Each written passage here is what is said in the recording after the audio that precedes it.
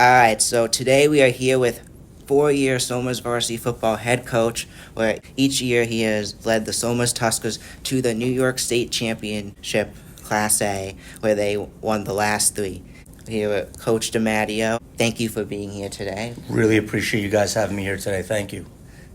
Let's get started. The first question we have for you today is, what inspired you to become a coach? That's a great question. A lot of people in my family are coaches, specifically my dad, my older brother, a lot of my uncles and cousins.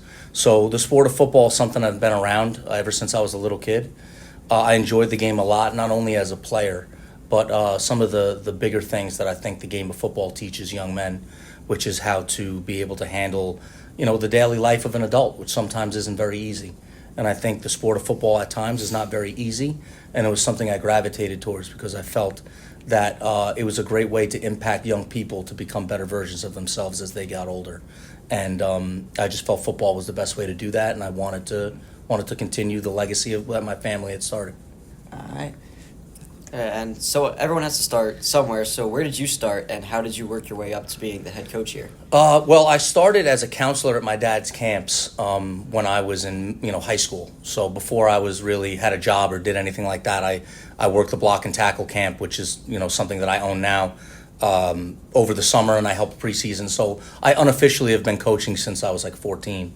And I got my first start and as a varsity assistant here in 2008 when I was hired to become a PE teacher right out of college. And, I coached other things here and there. I was a JV basketball coach for a while, but I was the assistant varsity coach here for, 12 years, 13 years before I eventually took the job when my dad retired. That's great. And one question following up on that, how does it feel to succeed your dad as head coach here? It feels very good because, I looked up to him my whole life, and he really got this program going in the right direction, and I went through this program. So all these things that I'm talking to you about are things that I experienced as a player, and lessons that I learned as a young person, and things that I still hold a lot of value in today. So being able to take the job when he felt it was his time to retire and have success with guys that are very special to him and very special to me, and we all do it together, is something that I value a lot. Very cool. So you're telling us a little bit already, but what is your background in the sport of football? So my background is I actually started playing football when I was 6 years old. So my parents lied on my birth certificate, got me in the Eastchester Blue Devils, which was a youth organization down county where I lived before Somers. And it was just a game that I've loved ever since I was a little boy.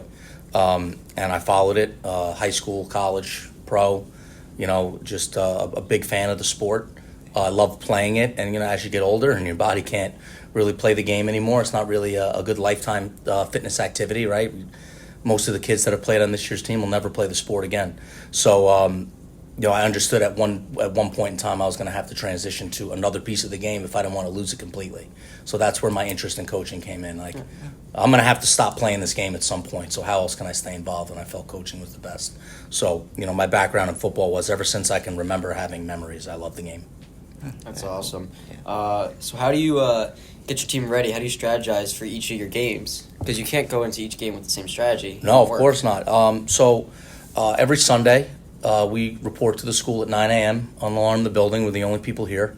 And the entire staff, between paid coaches and volunteer coaches, about 12 of us, we go into the D wing where Coach Packert's room is, and we work on the opponent until we feel we're ready to go. And what that looks like is a lot of film work, a lot of busy work, breaking down film of the opponent, formations, tendencies that they may have on different parts of the field. Different people coming in and out of the game might trigger something that they may call. And we come up with statistics that support what we feel is best to do on game day. We make sure that we're all on the same page. And once those things are done, then we bring it to the kids and we coach them up. But there's a lot of legwork that goes into the game plan, specifically, the breaking down of film and the collaboration with colleagues. And what about coaching do you enjoy the most? I enjoy watching people in our program that are not considered to be stars from the jump find success in hard work and determination and find a role within the program and help us succeed. So a young man that potentially did not play a lot as a youth player or as a JV or freshman player, come up to us, find the weight room, transform their body, be coachable, be a good person, be a good teammate, do all the little things right, and then find their way onto the field and impact us in a positive way. Because I feel that right there is something that you can take off the field and find success anywhere if you have that mentality. So that's probably my favorite thing to kind of witness is those types of kids that find success in the little things. All right.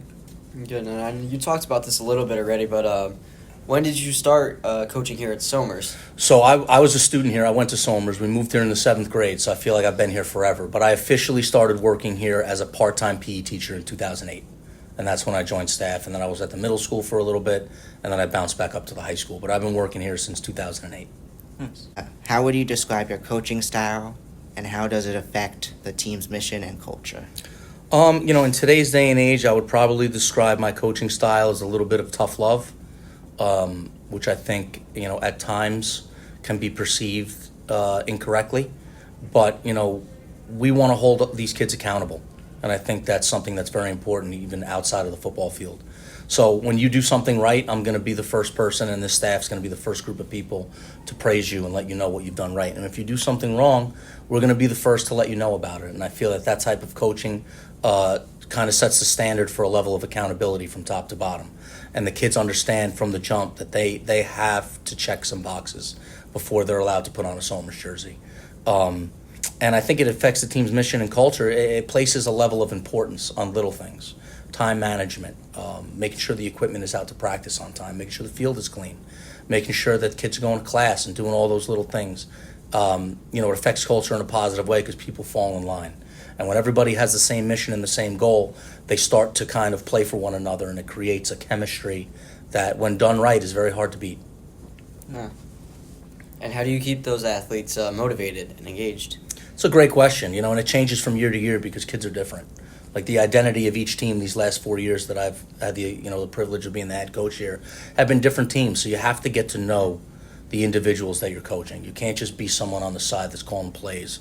So as much as there's a lot of stuff that goes into being a head coach that doesn't involve the kids on the team, it's very important to get to know them and understand what makes them tick. And sometimes it's, an arm around their shoulder and let them know, next time's going to be better. And other kids respond better to a little bit more of an aggressive, tough love type of concept. So I don't think that's really such a cut and dry type of question. I think it varies from year to year. But, I think the other thing, too, is to let them know that you care. If they really believe that the staff and I care, then I think they're going to care as well. And I think we show that with the time that we put in.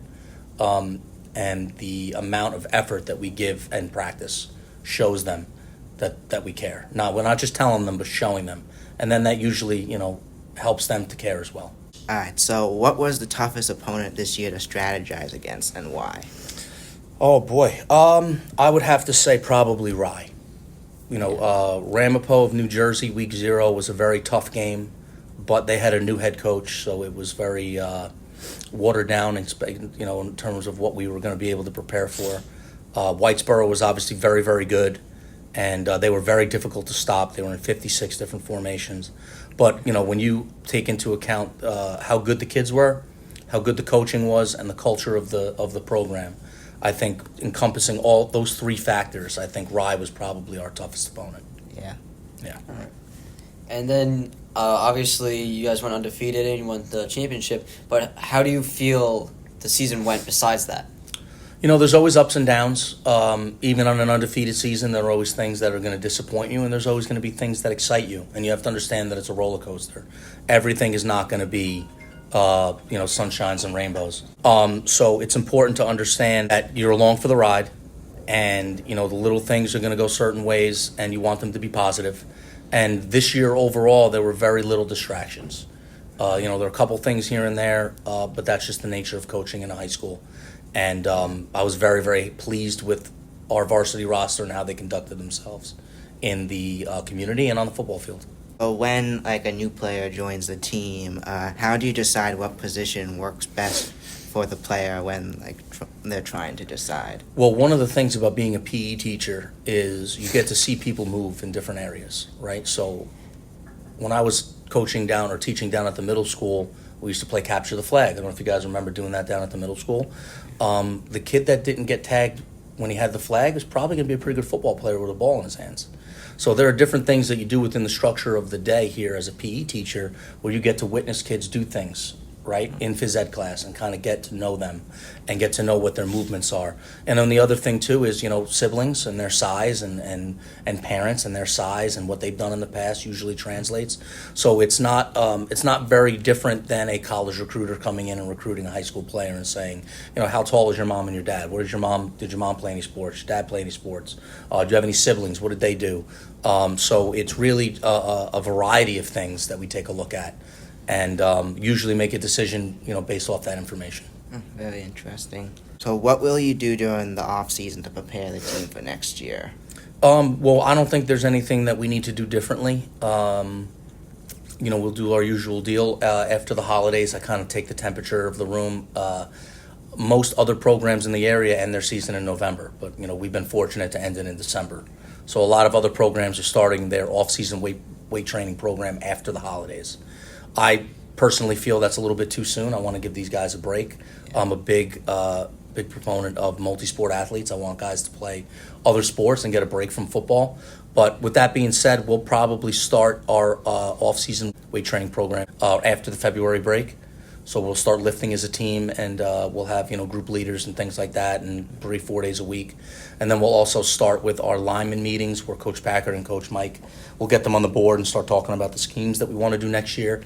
And then I'll be taking the skill outside and start throwing the ball around, and getting our new quarterback ready as we graduate another first team All-State guy and all that fun stuff. So we'll have to get someone else ready up to speed, which we feel good about. So that nothing different about the usual procedure.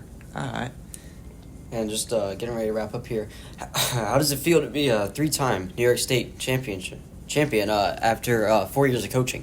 I'll tell you what, that's a great question. I don't really think about it that much because I would have never envisioned this. I always thought that, with my family, that there was a great chance that I would have success in coaching. And I'm very fortunate to have an unbelievable staff that is bought into, everything that my dad taught and supported me when I got the job. And to me, it's more important to do it with them. I can't believe that we've won 3 in a row. But, my mentality has always been not to think about the past. I've already forgotten about this year in terms of we're still celebrating it and I love these kids. But in my mind, it's about the next one. So we're going to continue to grind and get after it. And we'll probably celebrate this one through the holidays with these guys that deserve a lot of attention for what they've accomplished. But I really enjoy, and I think the staff really enjoys the grind of getting better. So we don't really take a lot of time to reflect. We do it when we feel it's appropriate, and then we move on. So yeah, it feels fantastic, but I'm ready for the next one. All right. And finally, what is your most proudest moment as a coach? I'm going to be a little selfish here, and I'm going to talk about the experience that I had in the Dome, on the field this past year when my son was able to be there. It was just a cool feeling just to have, I was there for my dad when he was a coach, and I was on the field when he won a state championship. And then my wife, last 2 years wasn't able to come because when you have little kids, they get sick a lot. So there was always something up. She couldn't come. So this year they were both there. They were both on the field after the win, and that was a really cool moment. I got a lot of really cool pictures with my son, and that's something that I'll cherish. Yeah, that seems very meaningful. It's amazing. Yeah, it was awesome. All right. Well, thank you for coming today. Yeah, man, that's it. All right, awesome. Yeah, thank you so much. Appreciate you guys. All right. So I am here with the captains of the 2024 New York State Varsity Football State Champions, and I want to know from each of you, how does it feel to win the state championship? What does it mean to each of you? It feels great. It means a lot being a senior, and it's just really exciting to go out in a state championship win. Yeah, I mean, it's a great feeling. Obviously, it's our senior year. Last time putting the pads on, we wanted to finish it out the way we did, and it just feels amazing. Yeah, I mean, all 4 of us have been playing on varsity for 3 years, so we've been through 2 state championships. This is the 3rd one. Best way to go out with the guys I've been playing with my whole life. So to win another ring, it means the world. It's like a dream come true to just go out there with my brothers and bring it home senior year. It's just a dream come true. Yeah. Dream come true. yeah, dream come true, Yeah. for sure. Power of friendship.